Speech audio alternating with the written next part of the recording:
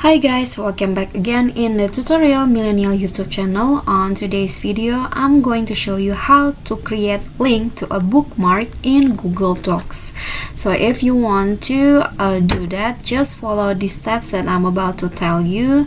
So first, open your Google Docs files and then select the text that you want to link from. For example, this in this one. And then click on insert and then go to link,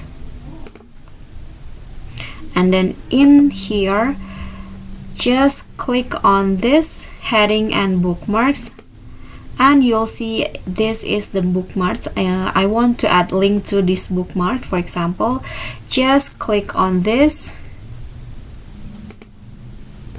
just like that. So the link to a bookmark has been added into this one.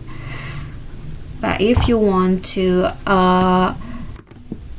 create a link to a certain word like this, just do the exact same steps.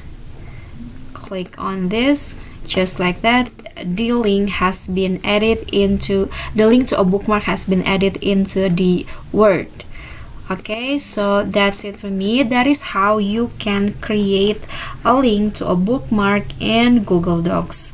Thank you guys so much for watching. If you liked the video, please do click on the thumbs up icon and don't forget to leave a comment and also subscribe our channel. See you on the next tutorial.